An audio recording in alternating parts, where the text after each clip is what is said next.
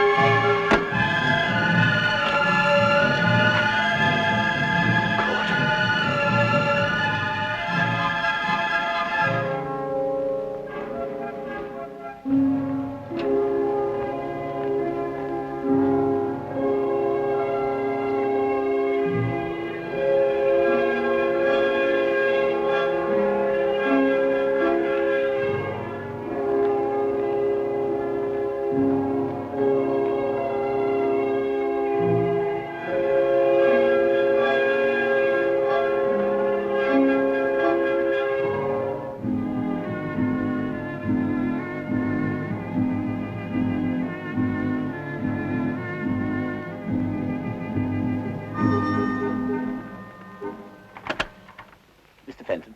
Yes? Could I speak to you for a moment, please? Is it a business matter? Well, it's rather urgent. Oh, all right, come in. Thanks.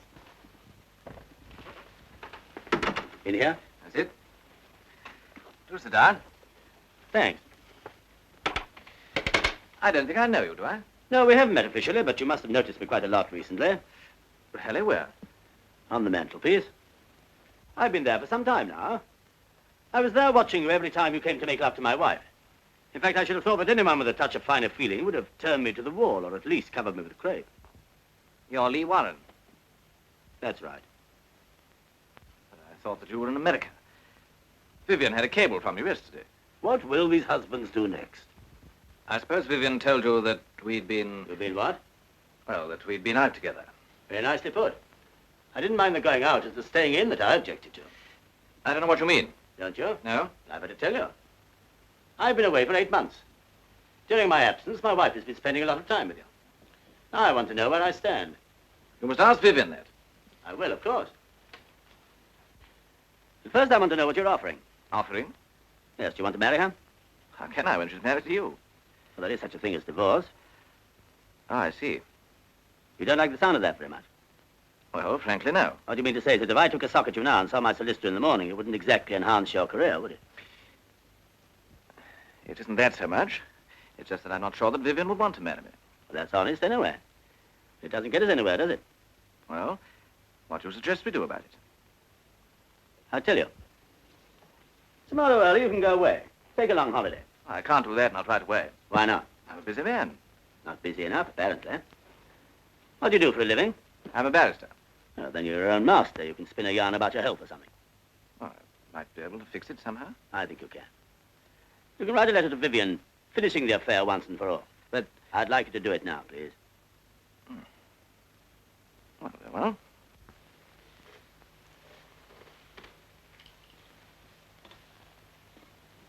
Wait, we'll compose it together. How do you usually address her? Vivien, dear? Oh, Vivien, darling. I love you. You got that? Yes?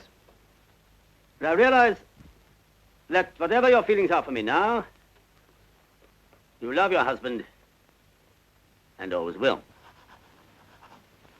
And always will. Paragraph. I cannot bear to be near you and to know that you can never be mine.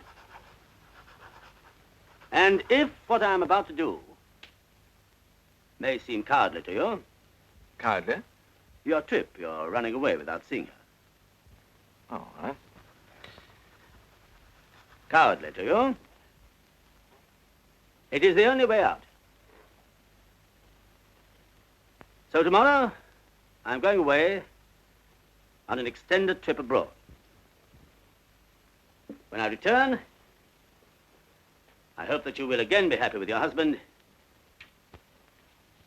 and our friendship, but a happy memory of the past. Love, again, whatever you usually put. Love always. That's right. Love always. How does that strike you? Well, I think I see what you're getting at, Warren. You want all traces of opposition out of the way so that you two can try to get together again. Exactly. You know, you're very understanding, Fenton. In other circumstances, I could almost like you. Thank you. What about a drink now? I should like one. Whiskey? Please. Was your American trip successful? Very. Sarah? Please. You wouldn't care to settle there, I suppose. No, my roots are here. Cheers. Cheers. May I? Yeah, of course.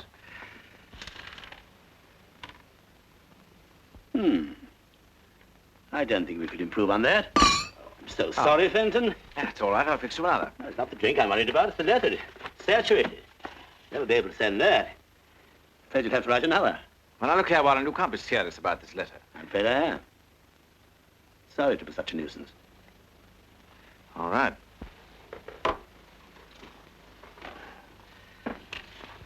Pretty girl. Who is she? My sister. Why? I just wondered. You're sure it's not somebody else's wife? I don't think that's very funny. No, perhaps not. Don't say I'm here. Of course not. Hello? Oh, hello. No, I'm all right. Yes, of course. Well, not tonight. As a matter of fact, I'm just going out. Yes. Yes, good night. Your sister? No, your wife. I don't think that's very funny either. She wanted to bring some friends in for a drink. What a shock she'd have had. You'd better finish the letter.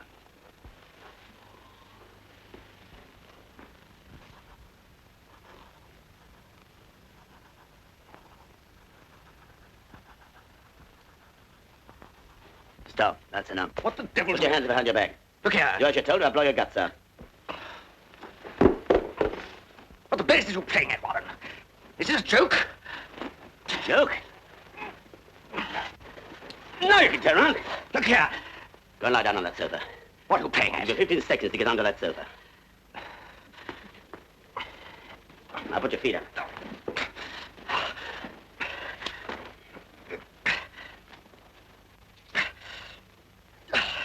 I suppose you realize you're laying yourself open to a charge of criminal assault? No, and I'm not interested. Now, perhaps you'll be good enough to explain your quite extraordinary behavior. Certainly. That's why I came here. Did you and Vivien often talk about me? Not often. No, I don't suppose you would. Our marriage obviously didn't mean very much to you, but it meant a great deal to me.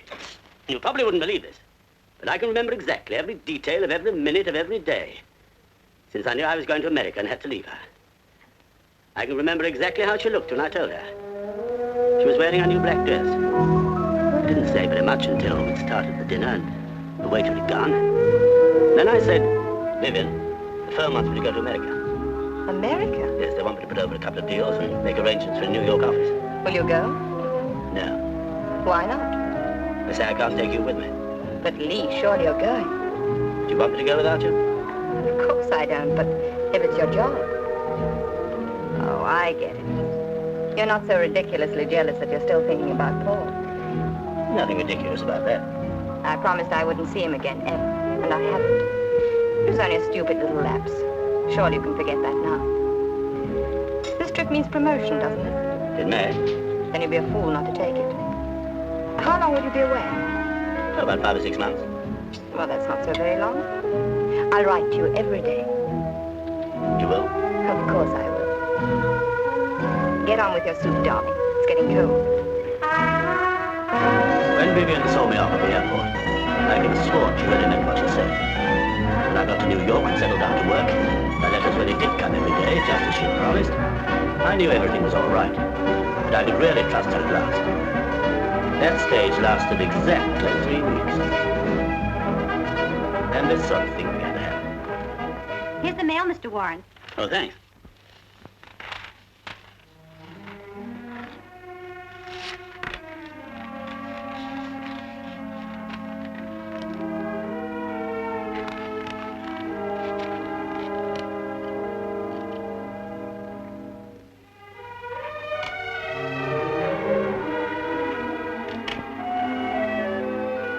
This for me, will you? Yes, Mr. Warren. Any mail for me this morning? Nothing personal, Mr. Warren. Is that all? Yes, thanks.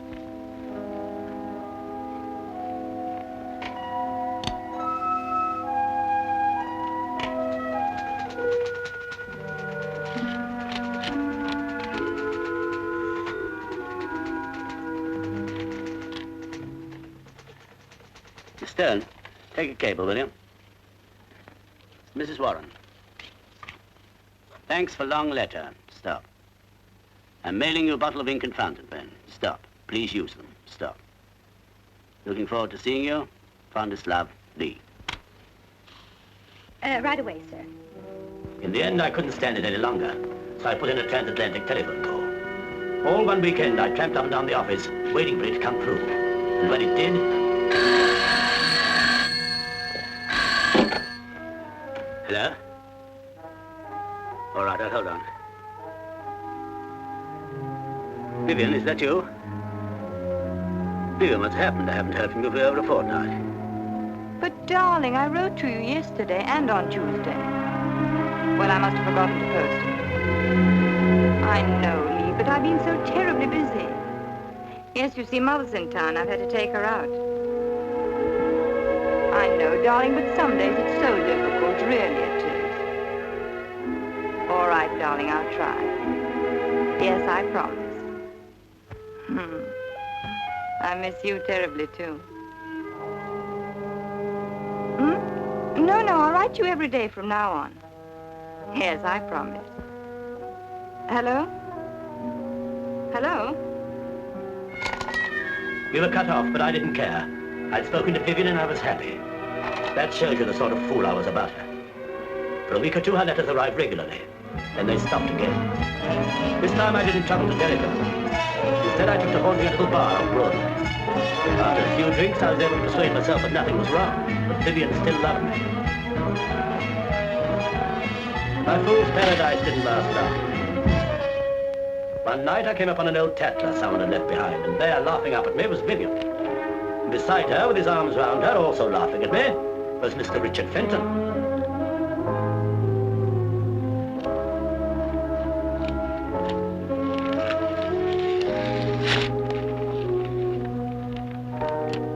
I went back to my office to think out what I should do.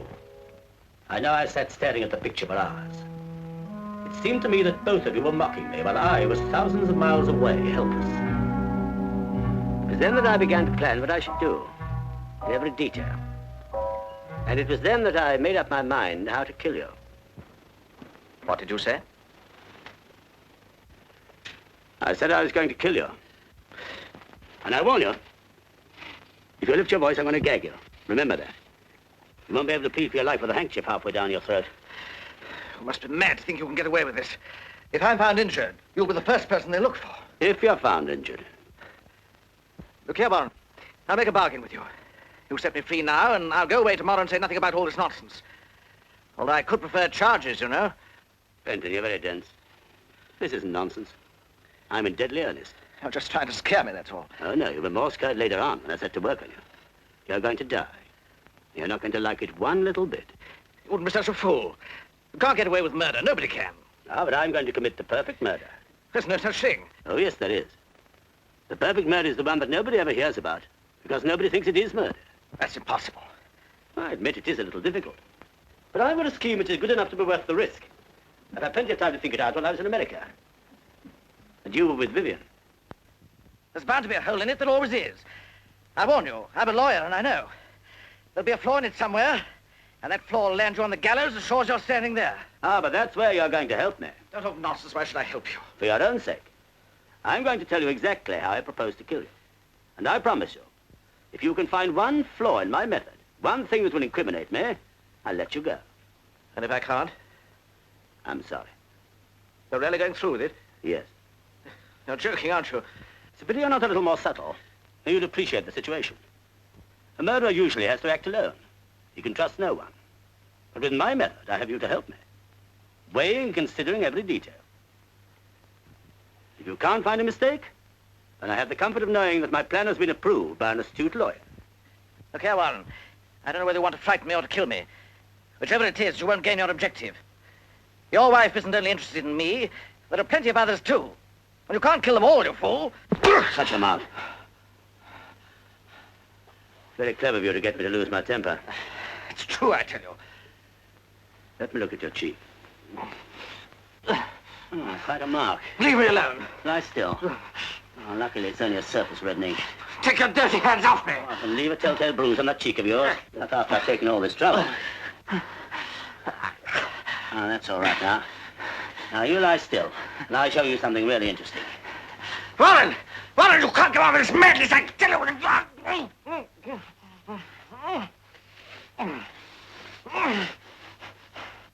This is your bedroom, isn't it?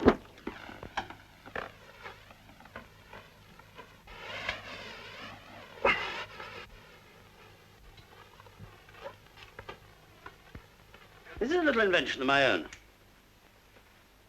I'll give you a demonstration. It's quite simple. I put the end of this tube in there. I then put the pillow slip over your head. I draw the open end tightly around your neck. Can you hear me? Then I put the free end of the tubing into the gas jet over there and turn on the gas. You get the idea? Of course, you'll be able to breathe quite freely. No, Warren! Be sensible. Or I won't let you help me. Can't, Warren. I'll do anything. I'll leave the country for good. I'll never come back. I'll give you every penny I've got in the world. Only, let me live. You don't understand, Fenton. I loathe you. You desecrated the only precious thing I ever had. Now listen. Yes, I'll listen. I will. I'll help you. I will, I promise you. Good. Possibly you've noticed that throughout all this I've been very careful not to hurt you or mark you. That's why I use silk scarves to bind you. You're going to be a suicide. When I put your head in this pillowcase and turn on the gas, you're going to struggle and strain every muscle in your body. I'm not going to kill you in this room, oh no. I just want you unconscious. And I strip off the scarves while your blood is still circulating. I don't want you to coagulate till I get you to the kitchen with your head in the gas oven. Warren. Then I leave the second, the unfinished letter by your side. You began writing the second letter, then I stopped you. Do you remember? Yes. Yes, I remember. Well, listen. Vivien, darling, I love you. But I realize that whatever your feelings are for me now, you still love your husband and always will. I cannot bear to be near you and know that you can never be mine. If what I am about to do may seem cowardly to you, it is the only way out. That's where I stopped you. Any suggestions? Let me think. You must give me time to think. Nobody can make murder perfect. There must be a flaw in it somewhere. There must be. Go ahead, think. I can't. Do you see anything wrong? Come on, come on. What will you say you're doing this evening if they question you? Oh, that's easy. I arrived in London by air. I reported to my office, telephoned Vivien. She was out. So I dined alone, went straight home to bed. Anyway, a man can't be forced to put his head in the gas oven, can he? Don't forget you're not bruised. They won't find any drugs in you when they open you up. Fingerprints. Gloves. Motive. I never met you, I've never heard of you. No one knows that I've found out about you. Somebody must have seen you come in here. If I hadn't taken care of that, I shouldn't be here now. Marks on my wrist. Silk scarves. Any other suggestions?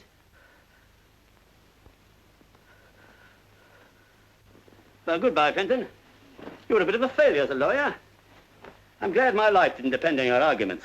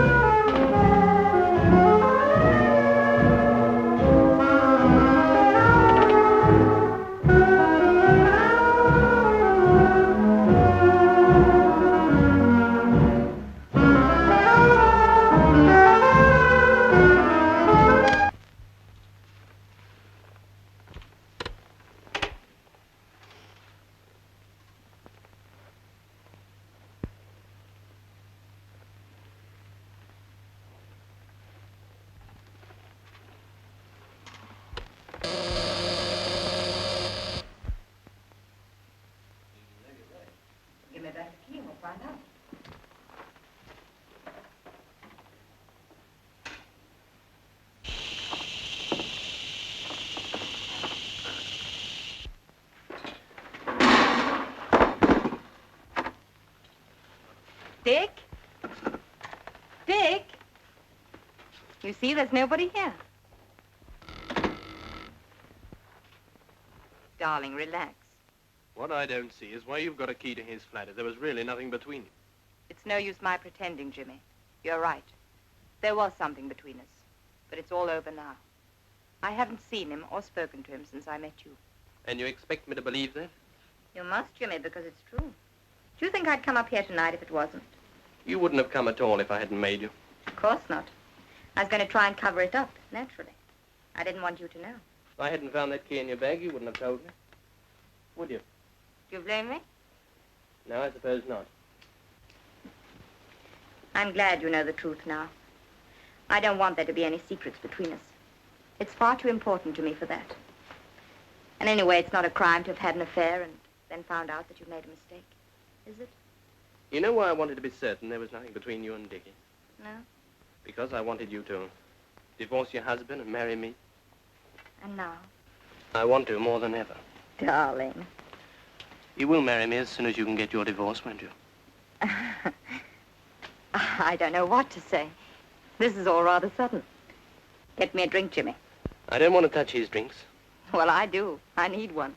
And so do you. And make it strong, darling. It isn't every day one gets a proposal. Well, don't laugh about it, please. I'm serious. I want to cable your husband tomorrow and tell him the news. You are a quick worker, aren't you? I'll get some ice from the kitchen. Jimmy, come and sit down here with me.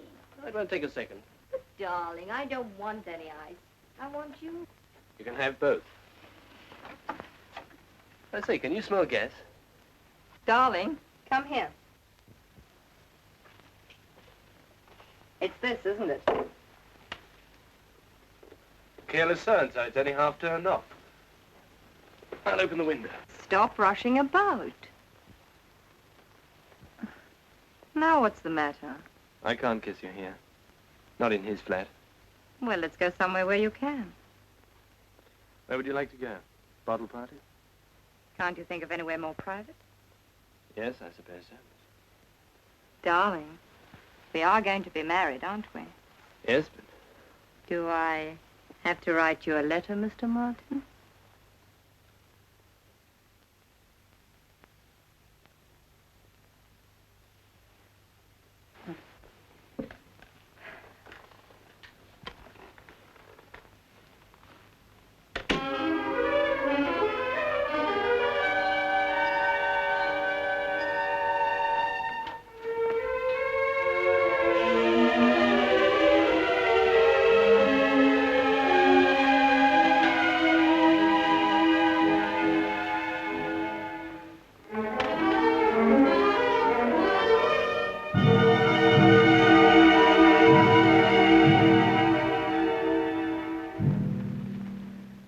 Kill them all, you fool.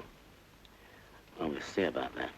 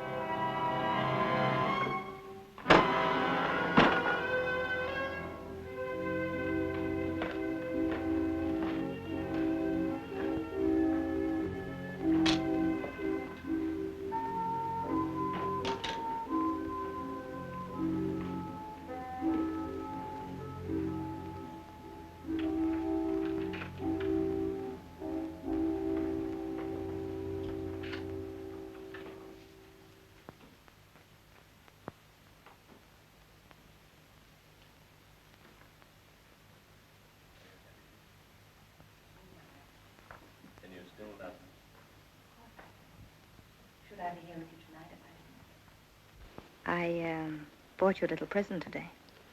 You shouldn't have done that. It's only an old signet ring I came across in a junk shop. But just you read what's inside. Till death us do part. Vivien. Will you wear it? Till death us do part. Darling.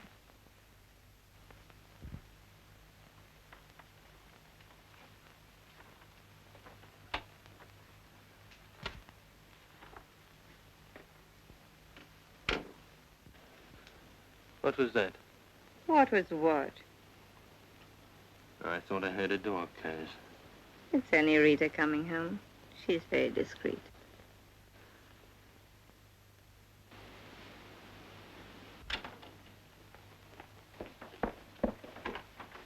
Oh, excuse me, madam. It's all right, Rita. I thought you said you'd gone to bed. You needn't worry about her. She knows how to hold her tongue. Yes, but darling, Stop worrying and say good night.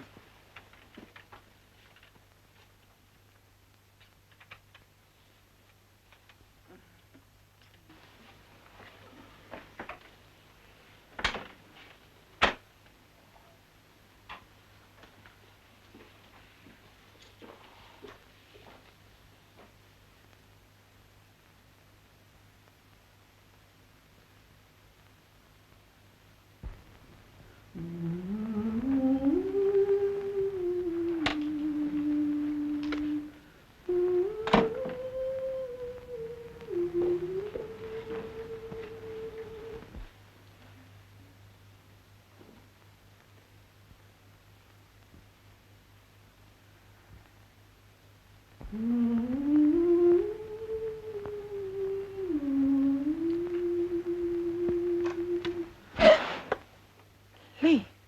Oh, I thought I heard you come in. Lee, darling. When did you arrive? How long have you been here?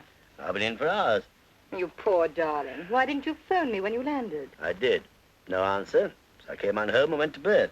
Why didn't you wait up for me? I was dog-tired. We had a rotten crossing. There was no one in anyway. Poor Lee. What a homecoming. And just the one night I'm out. You must tell me all about your trip. Was it successful? Lee, I've been so miserable without you. What time did you turn in? Oh, about 10. Did you have something to eat? No, I didn't want anything. Let me get you something now. No, thanks. Why didn't you write to me, Vivien? It won't take a moment. Why didn't you? But I did, darling. Dozens and dozens of letters. But you said every day. But, darling, that was only a figure of speech. You know I was thinking of you every minute and missing you dreadfully. But I couldn't just go on saying that over and over again, could I? It would have been so boring. And I've never bored you yet, have I, Lee? Not until now. But, Lee... You see, I don't believe you, darling. Were you on duty last night? Yes, sir. Did anyone ask for Mr. Fenton during the evening? No, sir. Did you see anyone strange? Anyone other than the usual tenants come in or go out? No, sir, I can't say I did. Did Mr. Fenton often have visitors? Not many, no. Any ladies? Sometimes, yes. One particular lady? Not so as you'd notice. All right, thank you. That'll be all for you two just now. Won't you want me anymore? Not for the moment, thank you. Oh. Oh, all right. Only I found him, remember? Yes, thank you. We're very grateful.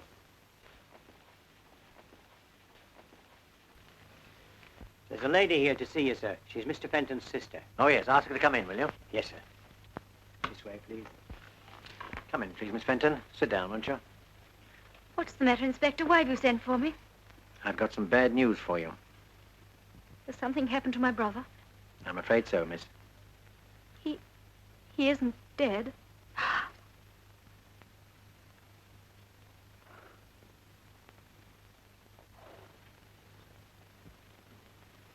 How did it happen? He was found this morning in there with his head in a gas oven. You mean he committed suicide? I don't believe it. Dick would never do such a thing. He's not that sort of a person at all. A man can't be forced to put his head in a gas oven, Miss Fenton. Dick wasn't like that. You'd better read this.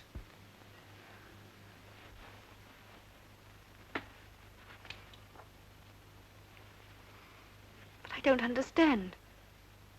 There's something strange about this. In what way? I realize you still love your husband and always will.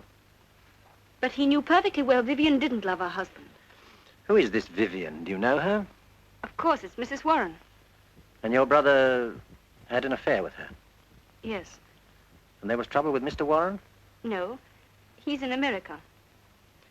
You say your brother knew that Mrs. Warren didn't love her husband. We both knew. How? Because the man I was engaged to gave me up for her a fortnight ago. Are you quite sure about that? Perfectly. And what was the name of your young man? Martin. Jimmy Martin. I see. And you suggest that he took your brother's place with Mrs. Warren? I know he did. And she took your place with him, is that it? Yes. You must excuse my asking so many questions, but it is a bit complicated, isn't it? It's all very sordid and unpleasant. And it's all her fault. Yes, I'm sorry. Now, if you wouldn't mind giving me this Mr. Martin's address. Why? Are you going to see him? Well, just give me the address if you don't mind, and I'll decide about that later on. Yes, of course. He lives at number 7. Aren't you going to the office this morning? Yeah. Why not? Anxious to get rid of me? Not at all. I've turned in my report, now I'm taking a few days off. To put some private affairs in order. What private affairs? Oh, private affairs. Where are the other papers? They're over there.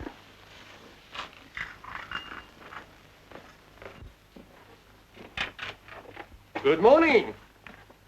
Mr. Martin! Mr. Martin! Hello there.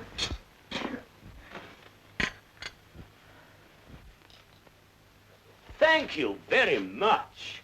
My favorite flowers. Aren't they sweet? I beg your pardon. Not at all. Make yourself at home. By the way, I didn't quite catch your name. Vivien, introduce us. Jimmy Martin, my husband. How do you do, Mr. Martin? How are you? Have you known my wife long, Mr. Martin? Of course he hasn't. Only during my absence, I take it. I think I'd better go. No. I think I'm entitled to some sort of explanation.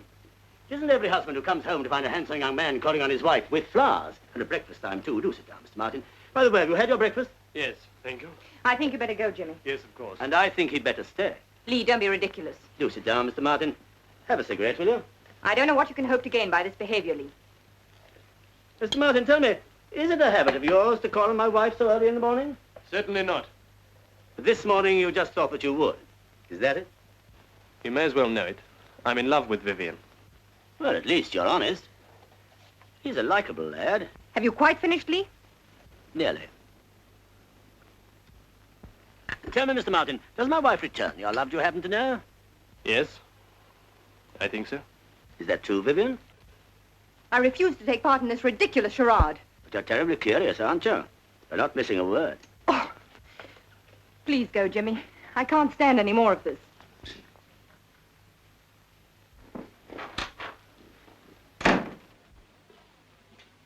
You must forgive my wife. She's not usually so inhospitable. Then, of course, you know that, don't you?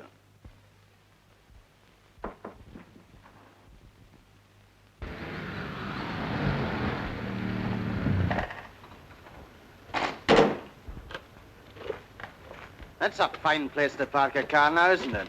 Keep your mind on the job, Fox. We got more important things to do. You wait here. I shan't be long.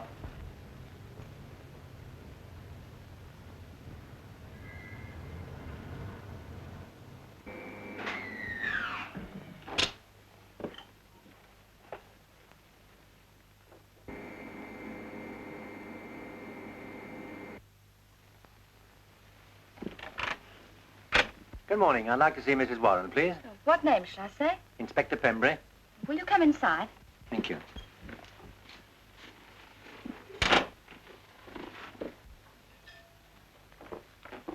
Excuse me, sir, there's a policeman called. Inspector Pembury. Who does he want to see? Mrs. Warren. Has he brought any flowers? No, sir. Then show him in. Will you come this way, sir? Thank you. Good morning, sir. Good morning. I'm Inspector Pembury. Mr. Warren? Yes, can I help at all? My wife's dressing. It's about a friend of your wife, Sir, Mr. Richard Fenton. Do you happen to know him? Fenton? No, I don't think I do. What about him? He was found dead this morning. Oh? What's that got to do with my wife? We found this letter near the body. It's addressed to Vivien. I think that's your wife's name, sir. Yes, it is. May I read it? If you wish. Thanks. I'm sorry to have to inflict this on you, sir. Did you know about your wife and this Mr. Fenton? No, I've been away for 8 months. I only got back from America yesterday. Oh, really, sir? Then I expect this must come as a bit of a shock to you. Well, yes and no. Yes and no? And there's no point in beating about the bush. I came back from America earlier than I expected because I was worried about my wife. She hadn't written for several weeks, and I'd heard that, well, that she was going about with other men. Now it looks as if I misjudged her. You mean this letter makes it quite clear? Yes. Did you say anything to your wife about Mr. Fenton last night, sir? How could I? I didn't even know he existed.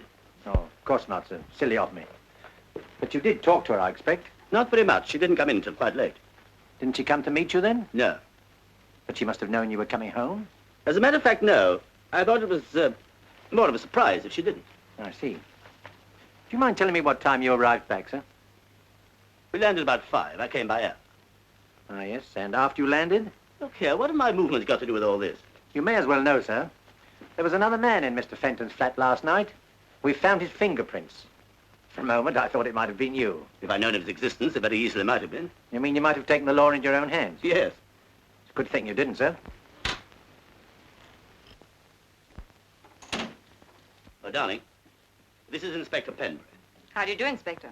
He wants a word with you. May I ask if you knew a Mr. Richard Fenton? I did, yes. Why do you say did, madam? Well, I haven't seen him for some time. Have a cigarette? No, thank you. What's all this about? Mr. Fenton was found dead in his flat this morning. Darling, ever get you a drink or something? No, I'm all right, thank you. Do you mind if I ask you 1 or 2 more questions, madam? Of course not. Thank you. Were you friendly with the deceased? Did you know him well? We went out 2 or 3 times together, if that's what you mean. Did your husband know him or of him? No. He was someone I met just recently. When did you see him last? I haven't seen him for, well, since dinner with the Sandersons about 2 weeks ago. Did he ever say anything that made you feel he might take his own life? No. That's why it's so terribly unexpected. I hope you'll excuse me, Mrs. Warren, but I have to be more explicit. Did the deceased... Please don't use that word. Did Mr. Fenton ever... Well, you know if he was fond of you? I suppose he must have been in a way. Otherwise, he wouldn't have wanted to take me out.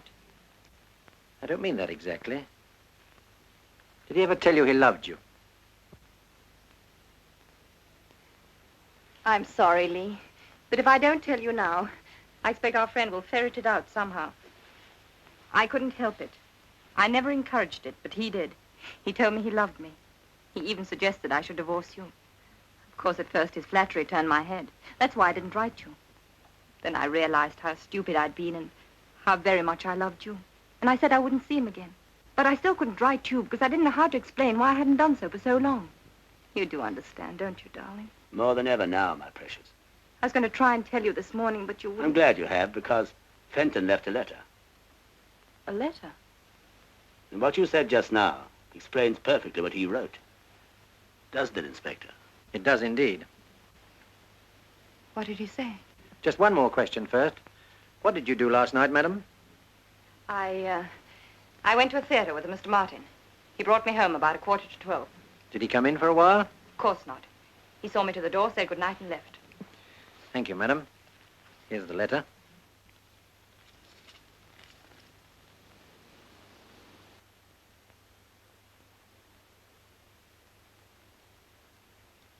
He killed himself for me.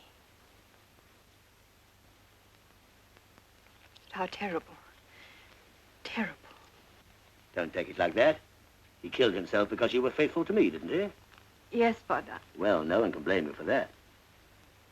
You won't want to ask her any more questions now, will you, Inspector? No, I'd better be going. Inspector, if there's anything else, please don't hesitate to ask me. However badly I may feel about this, it's not myself I'm worried about. It's my husband. Your husband, madam? I don't quite understand. Well, you know how people talk. And that letter, it looks so awful. Must it be published? Well, that's for the coroner to say, madam. I'll do what I can. Thank you, Inspector. Thank you, madam. You made things much easier for me. Good day, Inspector. Good day.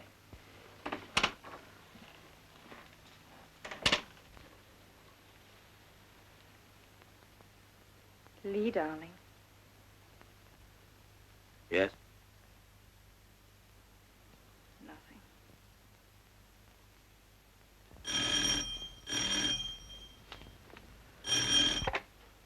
Hello? Oh, hello. I can only talk to you for a second. Lee's in the other room. Jimmy, listen. Dick Fenton's committed suicide. Who told you? Oh, is she there? Well, be careful what you say. Jimmy, listen. The police have been here asking all sorts of questions. They wanted to know where I was last night, and I had to tell them. If they ask you, say that you saw me home. And whatever happens, don't let out that I was in Dick Fenton's flat last night. No, don't worry, I wouldn't. No, of course not. All right, I'll watch my step. Bless you, darling. And be careful.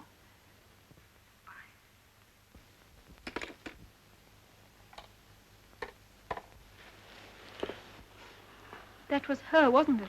Yes. Does she know? Mm-hmm. I can just hear her gloating. Dickie killed himself for me, you know. Isn't it too touching? Oh, she's not like that. Isn't she? First she lets her husband down. Then she lets Dickie down. Someday she'll do the same to you. No, I don't believe she will. Anyway, I'll take a chance on it. Do you really love her? Yes. Is she coming here? No, it's all right. Now, calm down. I'll go and see who it is.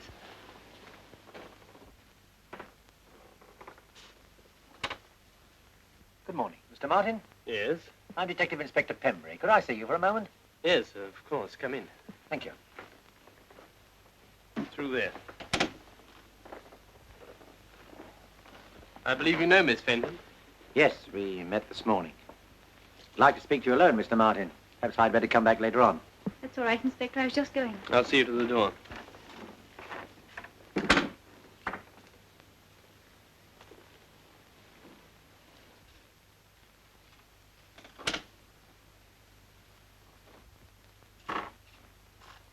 Well, Inspector? I suppose you've heard of Richard Fenton's death? Yes, his sister was telling me about it. No, thank you. Just a few personal questions, Mr. Martin. Do you mind? Not at all. How long had you known the deceased? Since we were at school. You're engaged to his sister, I believe. I was. We broke it off some time ago. Oh, I'm sorry. So far as you know, had Mr. Fenton any business or financial worries? He was a successful barrister. They don't have that sort of worry. Sit down, won't you, Inspector? Thank you. Any suggestion as to why he should take his own life? None at all. Do you think there might have been an unfortunate love affair? Not that I know of. Drink, Inspector? No, thank you. You can't think of anything in that line. No. When did you last see the deceased? At a party about 10 days ago. I see. Perhaps you wouldn't mind telling me your movements last night. I went to the theatre. Alone? No, with a Mrs. Warren, a friend of mine. Dropped her off at her flat and came on home. Could someone confirm the time you arrived back? I'm afraid I can't help you there. I have no maid and I saw no one. Well, thank you, Mr. Martin. Hope I haven't caused you any inconvenience. No, not at all. Before you go, Inspector, may I ask you a question? By all means. Was it really suicide? I haven't the foggiest idea. Good day, Mr. Martin.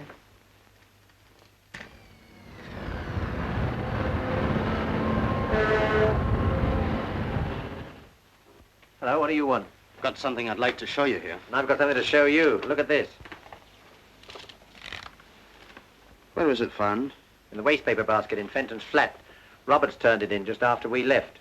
It's the same as the other, the one by the body. The same, only different. Look at that. What do you think it means? He changed his mind? Or someone changed it for him. Murder. I shouldn't wonder. What have you got? This. Where'd you get it? Out of Martin's car. What is it? Thought you might know. Something he cleans the car with, I suppose. That's what I thought at first, but it's too clean for that. Stuck out a mile among the other stuff in the boot. And what's this for, anyway? I don't know, and I've no time to start playing guessing games now.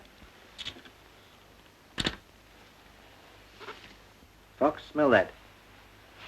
Smells like the back of a cab. Anything else? Gas. Gas is right. Give it to me. What is it, do you think? I don't know. Gas.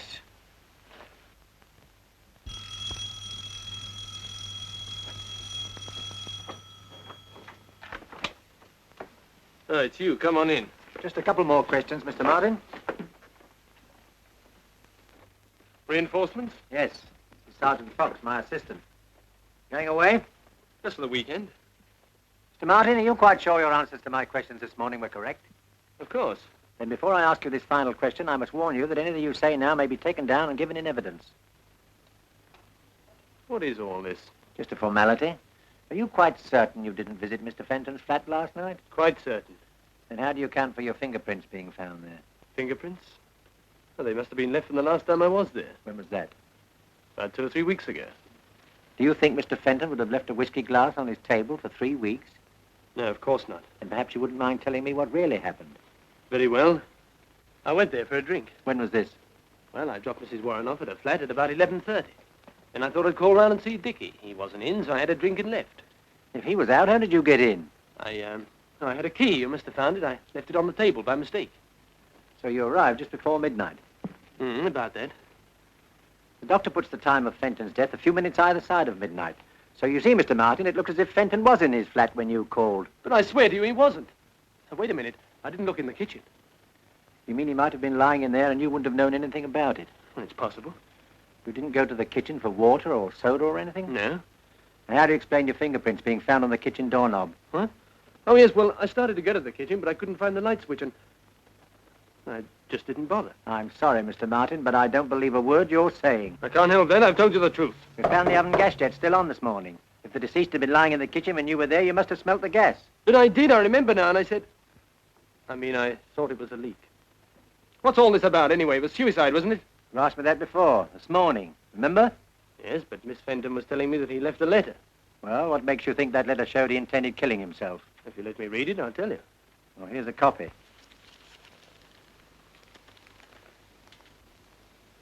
It's pretty obvious, I'd say. Explains everything. Not quite everything, Mr. Martin. The deceased found it difficult to write a letter giving up the woman he loved. Anyone under those circumstances might have written a dozen letters. We know for a fact that he wrote 2. You've just read one. Now I'll show you the other. You mean the letter found by the body was to have ended the same way as that one? Precisely.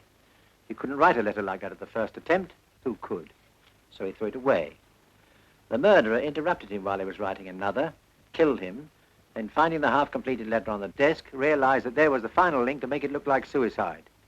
He didn't know about the full letter in the wastepaper basket, waiting to put the noose round his neck. But I didn't do it. Didn't you? No, and I can prove it. How? He was found with his head in the oven, wasn't he? How could I make him do that? Why, it's ridiculous. Come on, Dick, old chap, stick your head in the oven. I'm going to turn the tap on. We'll come on to that now, if you like. You see, Martin, you were very clever, and you know it, but one or two things are going to trip you up, like the letter and this. Well, what is it? I was going to ask you. Well, I've never seen that thing before. When we searched your car, we found this in the boot. I've never seen that thing before. Someone must have put it in my car. Anyway, why should I want to kill Dickie? Because he was in love with Mrs. Warren, too. Oh, nonsense. Is it? I'll tell you this, Martin. In the whole of my experience, I've never seen a cooler, more carefully planned and premeditated murder.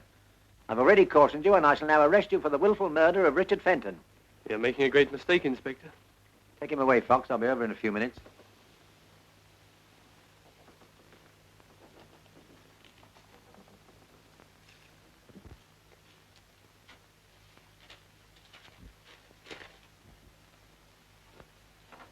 That young man of yours seems to be hitting the headlines. Who? See for yourself. Jimmy didn't kill him. He couldn't have. Of course not, because you were with him all the time, weren't you? I don't know what you mean. Don't you? Good morning, Rita. Good morning, sir. Thank you.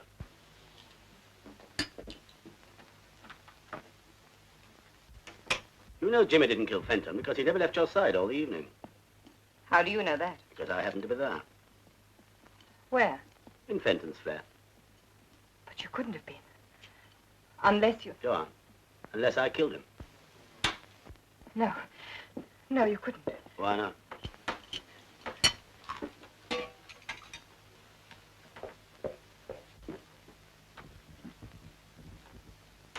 How could you have done it when you didn't even know about him? I found out. The rest was easy. In fact, I only made one mistake. What was that? I thought Fenton was the only man in your life. He tried to tell me there were others, but I didn't believe him. Until you came in with Jimmy, then it was too late. Do you know what Fenton said? He said, you can't kill them all, you fool. Well, he was probably right. But Fenton and Jimmy in one day is a pretty good start, isn't it?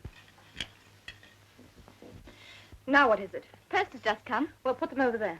No, give them to me, will you, please? Thanks. You don't expect me to believe any of this, do you? I don't see why not. It's all quite true. I worked out a foolproof plan for killing Fenton. When Jimmy turned up, I replanned things a little, putting the pillow slip at the back of his car, for instance, instead of destroying it. If we don't pay the telephone bill in 7 days, we're going to be cut off. You mean to tell me you were in Fenton's flat that night? That he was dying there? While we were talking in the next room? Exactly. I don't believe it. Oh, you don't, eh? Do I have to write you a letter, Mr. Martin? Remember? I see. Your mother wants to come and stay with us. Why she did always write to me, I don't know. Perhaps she thinks I'm kind-hearted than her daughter. After you and Jimmy had left, I fiddled round Fenton's flat. And the more I fiddled, the blacker things began to look for James. You wouldn't really let an innocent man suffer for something you did. I suffered because of something he did. That's different. Not to me. I made up my mind to get my own back, and I'm getting it. You're mad. You must be. You love Jimmy Martin very much, don't you? Yes, I do. And you'd do anything to save him, wouldn't you? Yes. Well, now you're going to be in the interesting position of knowing that he's innocent and that I'm guilty and that you can't do anything about it. You're going to suffer slowly and exquisitely, and I'm going to enjoy watching you squirm.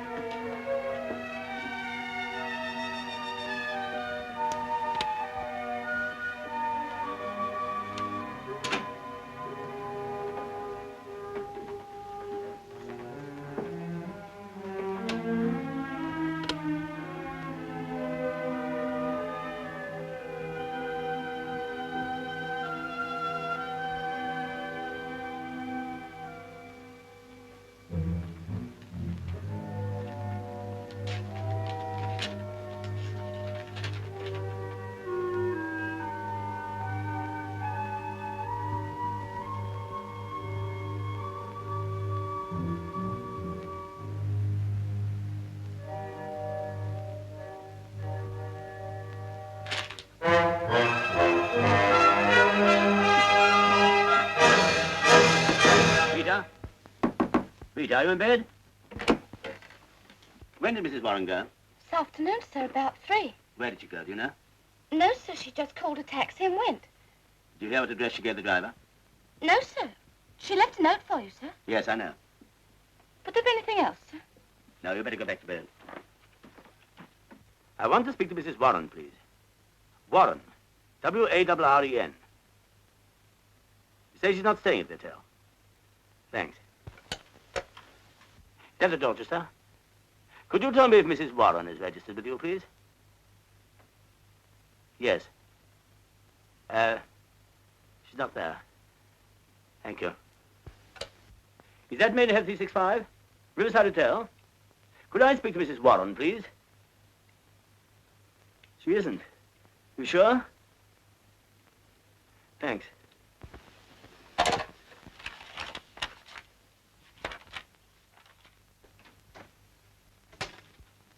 Mr. Martin, sir. Thank you, Fox. You and Gray wait outside, will you? Yes, sir. Sit down, Mr. Martin, please. You know Miss Fenton. Hello. Miss Martin, I want to ask you some questions in a moment, but there's something I must check up on first. You won't mind waiting, will you? Haven't got much option, have I? No, you haven't really, have you? Excuse me.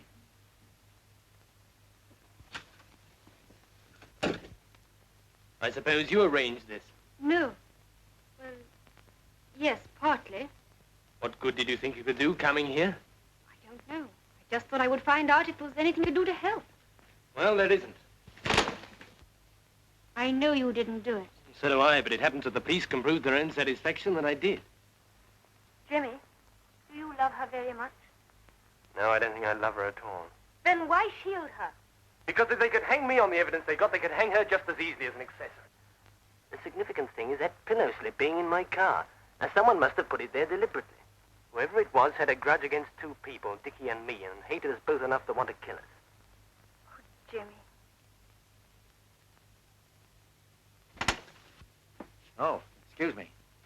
Look, I'm sorry, but something very important has come up on another case. Would you mind very much if we postponed our talk to another day? No, Inspector, of course not. Thank you very much. Oh, Gray, take Mr. Martin downstairs, will you? I want you, Sergeant. Anything wrong, sir? No, that's what's worrying me. It's all too neat and tidy. It all adds up perfectly. Too perfectly. Don't you think that's just because we were lucky enough to come across the evidence quickly, sir? Maybe. I was wondering whether we were meant to come across it. You mean you believe the boy when he says someone else put the pillowcase in his car? I don't know. All I do know is that whoever planned this murder was a clever man. Cool, calculating, ruthless. But clever. Does that sound like Jimmy Martin to you? Ah, you can never tell with those quiet ones. He may have committed half a dozen other murders for all we know. That's right. Perhaps he's Hitler in disguise. He's about the right height.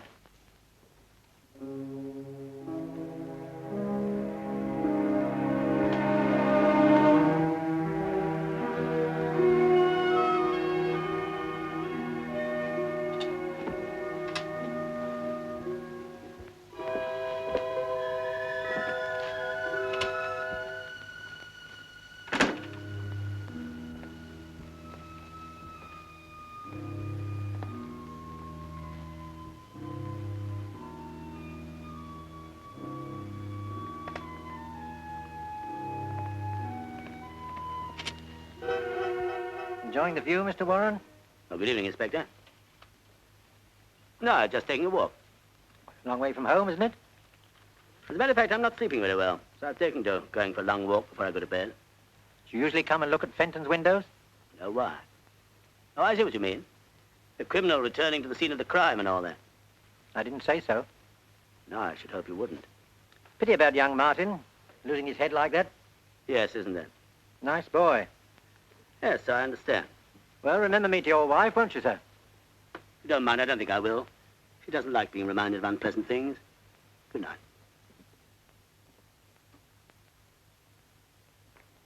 Did you take the tablets I gave you? Yeah. 2 the first night, 3 the second, and 4 the third. No effect? None at all. I've slept a wink for over a week. It's getting me down, I don't mind telling you. You've suffered from insomnia before. No? Appetite all right? So, nothing to speak of. Any unusual business worries, anything of that sort? No? Nothing you can think of to account for it? No. Well, I'll give you another prescription and see what that does. But go easy on it. Only take them if it's absolutely necessary, and then not more than 2. Let me know how you get on. Thanks, Doctor.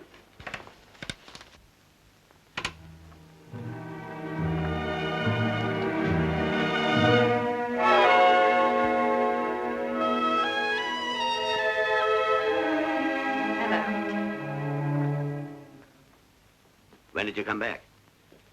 About half an hour ago. You might look as though you're pleased to see me. You suppose I am? I thought you might be by now. Give me a light.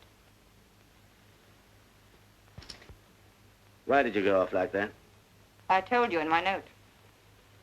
Your hand's a little shaky, isn't it? Yes, I haven't been sleeping very well. You know you do look a little the worse for wear. You don't seem very worried yourself. I'm not. You're tougher than I thought you were. Not tough. Just logical and sensible. You see, Lee, I've thought the whole business out, quietly and reasonably. And I've discovered 2 very important things. What are they?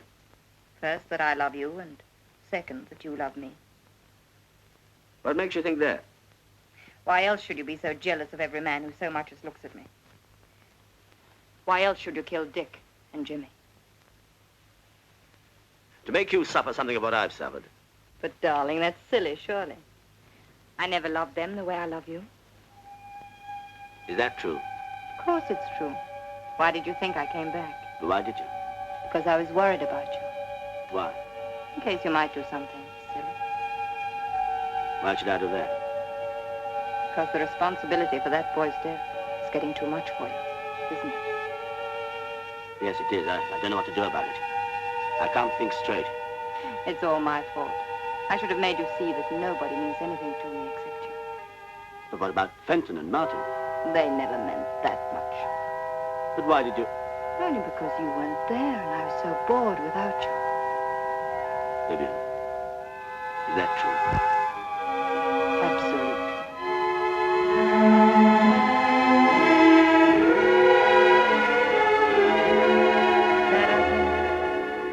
Yes. Yes, I am. But you're not completely happy, are you? No. You're still worrying about Jimmy Martin. I can't let him hang now. He's not going to. I'm going to prevent that. No. Yes. Yes, I must say that I was there. Now, that'd drag you in as an accomplice. No, there must be some other way, some loophole, if only I can think of it. Yes, Lee, that's right. There must be something you've forgotten. No crime is ever perfect. This one is. Too perfect. I saw to that. I didn't know I was going to want to undo it all again. But there must be something you've forgotten. There must be. Lee, try to think. Please try to think. Oh, Fox. Sir. Mr. Warren's been telling me the real story behind Fenton's death. See what you think of it. Do you mind, Mr. Warren? But I've already told you. Would you mind telling us again for Sergeant Fox? He's been working on the case with me. I'd like him to hear it from the beginning. Very well. As far as I can remember, it was like this. On the day that I arrived back from America, I reported at my office, then rang up my wife. She wasn't in. So I put in my reports, cleared up, and went on home. I got to the flats about 7 o'clock. As my taxi drew up outside, I saw my wife getting into Martin's car. I was naturally curious to know what was going on. Wouldn't you have been? So I waited until they were safely in the car. Then I told my driver to follow them.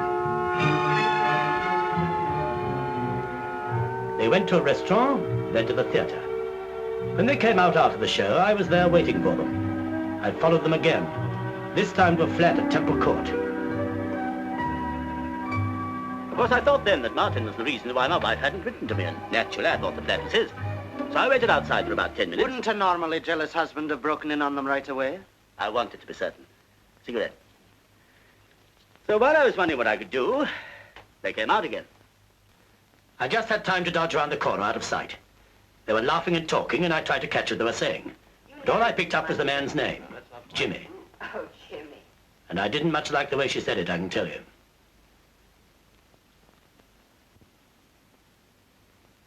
After they'd gone, I tried the door. Which was conveniently open. As a matter of fact, it was. The catch hadn't dropped. They often don't unless you slam the door. It happens in my flat, and I'm sure it happens in yours. So you went in? I thought I'd wait and knock hell out of this Jimmy when he came back. I looked carefully around the apartment, taking everything in. Then I went into the kitchen. You know what I found there? A man dead with his head in the gas oven. I turned off the gas and picked up the letter. It's addressed to Vivien. When I read it, I realized the flat didn't belong to Jimmy. It belonged to the other poor devil, whoever he was. Then a thought struck me. I could turn this suicide into a murder done by Jimmy. That meant I had to get rid of every scrap of evidence that my wife had ever been in the flat. It wasn't easy. I had to think fast. I put her cigarette stubs in her pocket. Then I noticed the waste paper basket. It was full of unfinished letters. I took a look at some of them. They were all in the same strain. He'd obviously made half a dozen shots at writing that farewell letter before he got it the way he wanted it. One of them gave me another idea, the best idea of all. I left the finished letter in the waste paper basket, put all the rest in my pocket. All except one, an unfinished one. The one you found beside the body, Inspector. Then I washed the glass Vivien had used so as to remove her fingerprints. How did you know which one was hers? By instinct? No, by lipstick. Go on. In the same way, I got rid of the cigarette she'd been smoking. leaving traces that only Martin had been there. Traces that you were bound to discover, Inspector. And what did you hope to achieve then by all this? Exactly what did happen. I knew that when I turned up, my wife would have to deny being in Fenton's flat with Martin. And when the body was discovered, she'd have to stick to her story. And when you, Inspector, found Fenton's first letter and Martin's fingerprints all over the place, after he denied having been there, well, you were bound to wonder what had really happened, weren't you? Undoubtedly. Of course, I was mad with jealousy then, trying all I could to hurt Martin. I regret it very much now.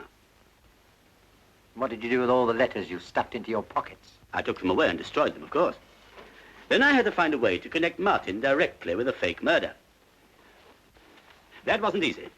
If Fenton had shot himself, there'd have been a gun. But gas... Then I had a really brilliant idea. You know, the gas mask thing. I set to work and made it. How it could possibly be used on a strong, healthy man, even I can't imagine. But I knew if it was found on Martin, it'd make things even worse for him. You mean to tell me it was never used? But of course not. I invented it. Then how do you explain the fact... That it was impregnated with gas? Yes. Because in my thorough way, I didn't forget to play the gas jet over it. Very clever indeed, Mr. Warren. And at the risk of appearing a trifle dense myself, may I ask how you planted it in the car of a person you didn't know? Quite simple. Martin's car was outside my own front door when I returned from Fenton's flat. Where exactly did you put the contrivance? In the back right-hand side of the luggage compartment, correct? So what you're saying is that Fenton committed suicide and you made it look like murder. Is that it? It is. Very interesting, eh, Fox? Yes, sir. Very. Would that be all, Inspector? Yes, that'll be all. For the moment.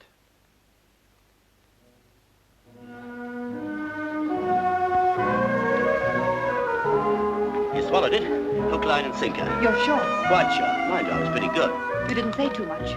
George Scott. Good Lord, now, just a few fills here and there, that's all. You weren't nervous? No, I had a couple of drinks before I went in just to start me off. After that, all set. Oh, Lee, I do hope so. What you worried about? Have another drink. George, dry martini. I'll have another Scotch.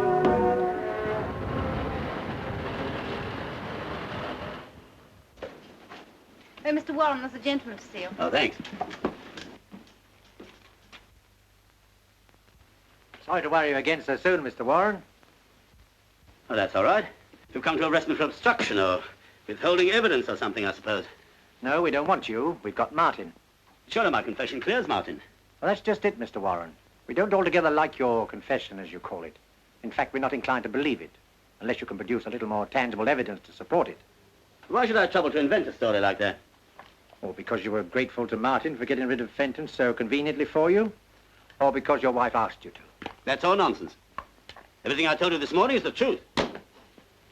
Perhaps I'm rather dull, but frankly, I don't believe any man could think as fast as you say you did. But I warn you that's the evidence I shall give if you bring Martin to trial. Do you really think you should? You're sitting pretty. Why save him at the expense of yourself? Because I can't see an innocent man hang. That isn't what you thought a fortnight ago. Ah, but I found out since then there was nothing between Martin and my wife. Your wife told you that? She did. And I believed her. I wish I could believe you, sir, but I can't. What more do you want? Just something to convince me that your story is true, that you really were in the flat that night. Well, let me think. There must be something. I know. There was a dishcloth over the oven door to keep the gas in. Oh, come now, sir. That's the sort of thing you could have read in the news of the world any time. Oh, wait a minute. The kitchen, I've got it. Someone had knocked the milk over. There was a pool of milk on the floor. Is that enough for you? You know, it almost looks as though you really were in Fenton's flat that night. Well, of course I was. But I still don't think your story is true. Now you're being insulting. I hope not, sir. I don't mean to be. You know, sir, I learned a great deal about art on a case once. It seems that every artist has a certain style, and often it's not necessary for an expert to see the signature on a picture. He can recognize the artist from the style. What's that got to do with me? Just this, sir. Your alibi for Martin is too slick. If he'd told me your story, I'd have been more inclined to believe it. You see, it has the same style about it as the murder. Good afternoon, sir.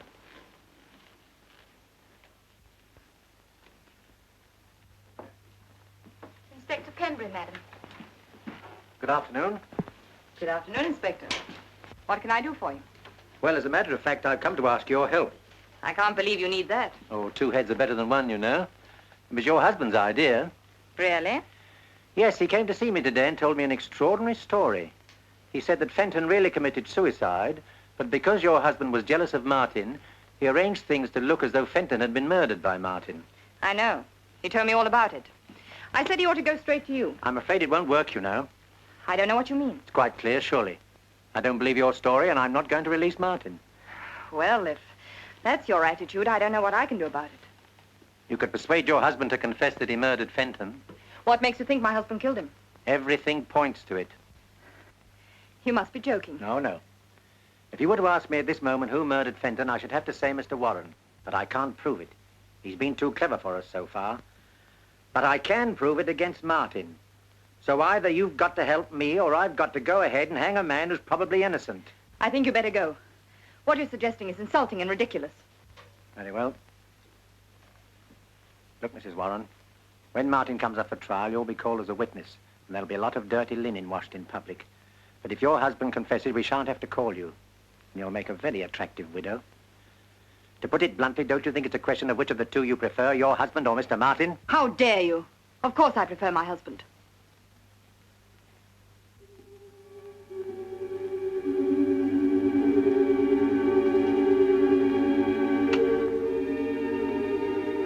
Who rang, madam?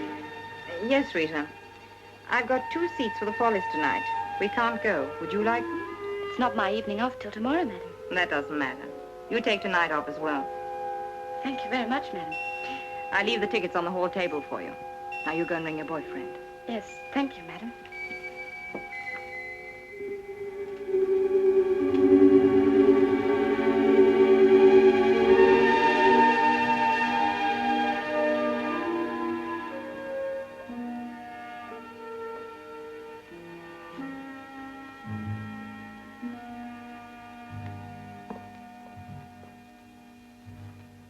Hello, darling. Hello. You're late. Yes, I am a bit. Gosh, I'm tired. Come in here and I'll give you a nice drink. Thanks. Had a busy day? Not particularly. You've been overdoing it again, you know. Yes, I suppose I have. I walked home. Good heavens, why? I wanted to think. Pembury was at the office this afternoon. He's been here, too. What did he say? Don't worry, darling. Put your feet up and relax. There we are. I can handle him. What did he want? Oh, he was just probing around as usual. I think he knows I did it. Did he say so? No, but he kept on hinting. He said he didn't believe a word of my story. He said more than that to me. What? He said he was quite sure you did it. Well, there you are. But he knew he couldn't prove it. I'm not so sure. Well, I am, and so is he. He admitted he hadn't got a thing to go on. Now shut your eyes, darling, and rest up a bit.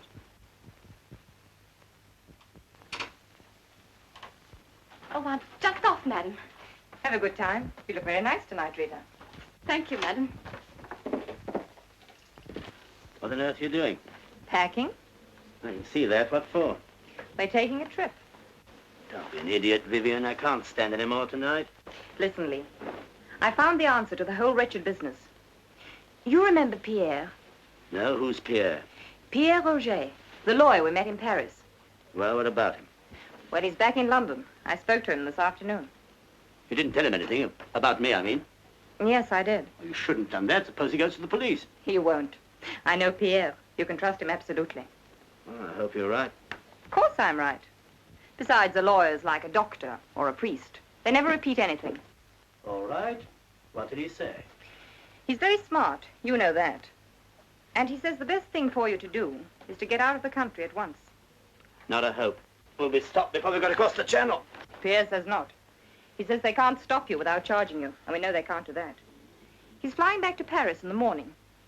We can have 2 seats on his plane. It'll never work. It's got to work. Oh, yes, and there's one other thing. Pierre said you shouldn't just walk out. That might look bad, as though you're running away.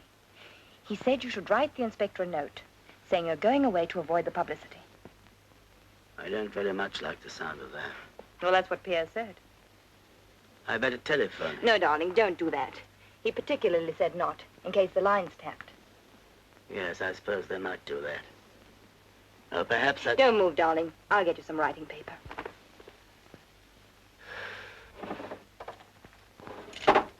He said write the note and leave it here. Then take the car. Darling, then take the car down to the airport in the morning. All right. I'll try anything once. There you are. And the envelopes are in there. Vivien, Hmm? do I have to write this tonight? Darling, the plane leaves at 7:30. I can't see you doing it in the morning. I don't know what to say. Tell him the truth. You're fed up. You can't stand the publicity, and so you're getting out. I wouldn't say too much. I don't like putting things down on paper.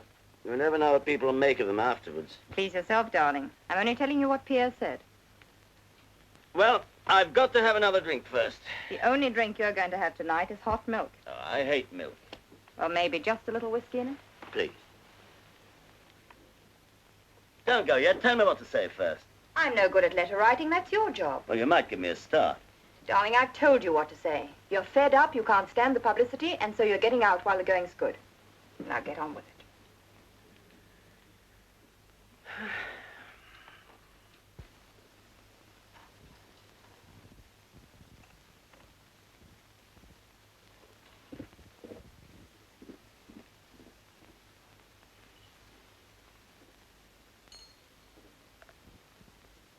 Finished?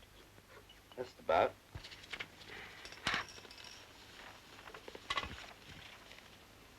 Oh, thanks. May I? Of course.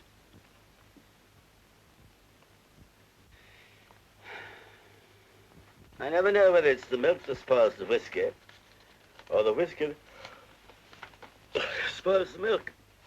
You can't have it both ways, darling. Oh, Ernie. Oh, what's up? Lost the tickets? No, just remembered I've left them on the hall table in the flat. Oh, that's torn it. What do we do now? Oh, we have to go back. Oh, we'll miss half the show. No, we won't, not if we hurry. See if you can get a taxi.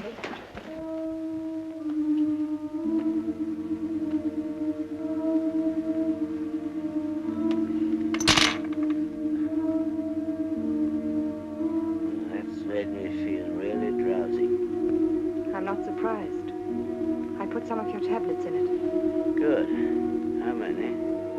20. 20.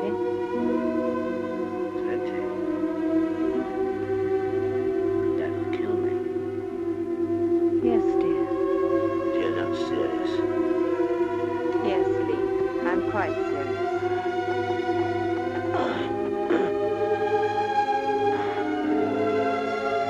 Why have you done it? Just when we're together again. Clear of it all. I'm afraid that was just a fable, dear. You see, if I hadn't made you think that I loved you, and was ready to go away with you, you would never have saved Jimmy. So you do love him? Yes. Yes, Lee, I do. I see. Oh, get a doctor, please. Before it's too late. Please. Please. It is too late, Lee. But you needn't worry. You won't feel anything. You'll just get sleepier and sleepier. Vivien, for pity's sake. I don't want you to die, Lee. But you've got to. Why? So that I may go on living the way I want to live.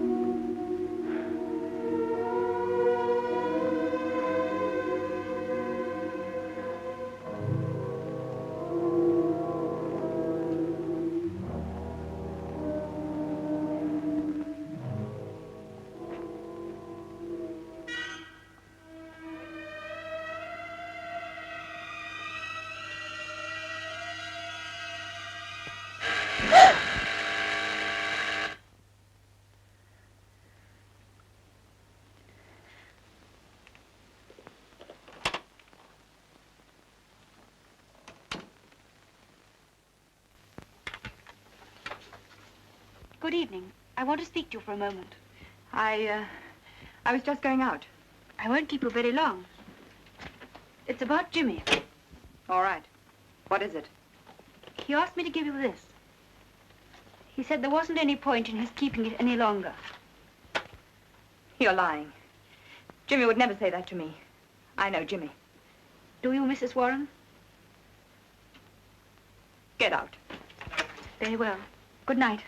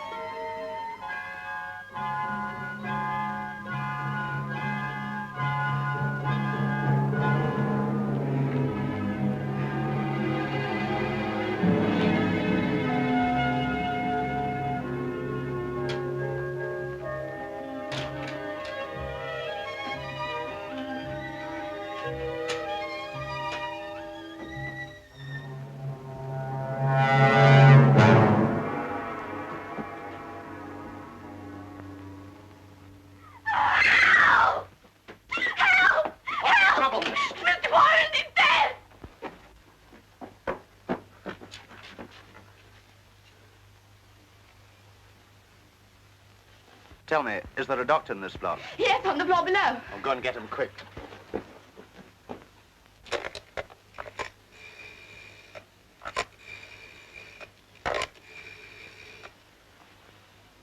Inspector Penbury.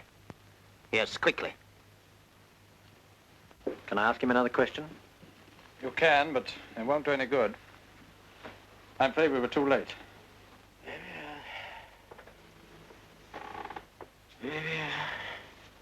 Have you anything to tell us, sir? No, madam, Mr. Martin won't see you. But did you tell him who it was? Did you say it was Mrs. Warren? Yes, I told him, and he still doesn't want to see you. But I must see him. It's very important. I'm sorry, madam. But you don't understand. It's very urgent.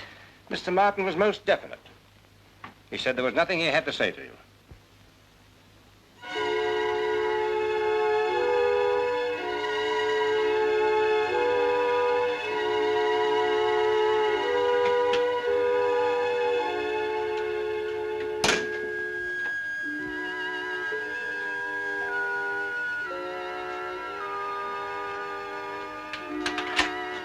She's here, sir, in the lift.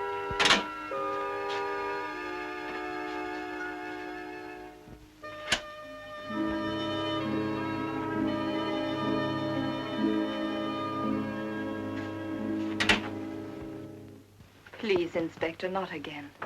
As you say, Mrs. Warren, not again. I think this is the last time. Have you seen my husband? Yes, madam. Mr. Warren's in the bedroom. He died a few minutes ago. We were too late to save him, but we were just in time to learn how helpful you'd been in effecting his release. I don't know what you mean. Don't you, Mrs. Warren? Then you better come along with me to the station and I'll explain more fully. Yours, madam? Till death us do part.